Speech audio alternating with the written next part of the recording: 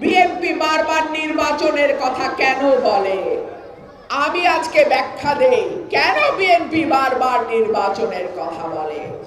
আইন শৃঙ্খলা পরিস্থিতি লক্ষ্য করেছেন কি অবস্থায় গিয়ে দাঁড়িয়েছে?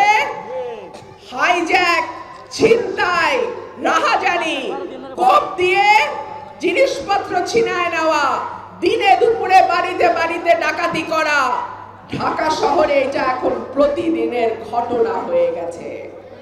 রাজশাহীগামী বাস 3.5 ঘন্টা ধরে সেই বাসে ডাকাতি হয়েছে। আমাদের মোহাম্মদপুর, মিরপুর, সাভারের মতন এলাকাগুলো, উত্তরার মতন এলাকাগুলো সন্ধ্যা নামলে মানুষ এখন ভয়ে ঘর থেকে বের হইতে পারে না। একটা নির্বাচিত সরকার যখন থাকে তখন প্রশাসন এবং পুলিশ তারা অনেক বেশি শৃঙ্খলাবদ্ধ থাকে।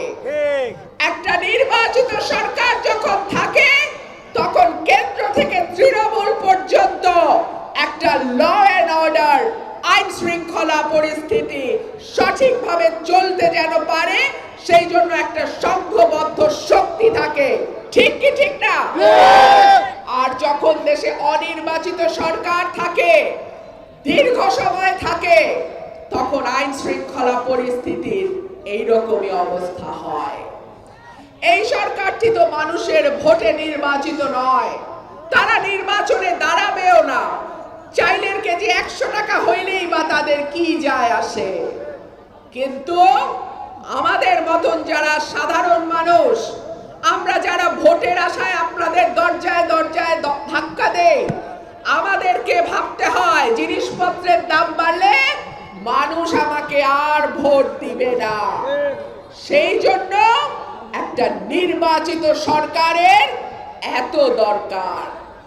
3, দেশের মানুষ 15 বছর কোন ভোট দিতে পারে নাই। জাতীয় নির্বাচন 14, 18, 24 অদ্ভুত অদ্ভুত কায়দায় নির্বাচন হয়ে গেছে। ফজরের ওয়াক্ত হয় নাই, ব্যালট বাক্স ভইরা গেছে। অবাক কাণ্ড, মানুষ একটা ভোটও দেয় নাই, সরকার বলে আপনি গঠন হয়ে গেছে। হইছে না এগুলা? বাংলাদেশে এখন যার বয়স 33-34 সেই লোকটা বাংলাদেশে কোনোদিনও ভোট দিতে পারে নাই। চিন্তা করা যায়? সুতরাং মানুষ উন্মুখ হয়ে আছে একটা ভোট দেওয়ার আশায়।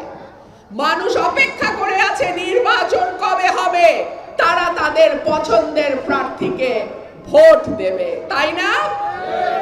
মানুষের এই আশা, আকাঙ্ক্ষা, ইচ্ছার প্রতি আমি সরকারকে অনুরোধ জানাবো, আপনারা সম্মান জানান। এই দেশের মানুষ এই দেশের মালিক। এই মালিকানা তাদের কাছ থেকে কেড়ে নেওয়ার চেষ্টা করবেন না। এর ফল কিন্তু ভালো হয় না। শেখ হাসিনাকে পালাতে হয়েছে। আমি আশা করব এই সরকারে যারা আছেন আপনারা অত্যন্ত সম্মানিত ব্যক্তি।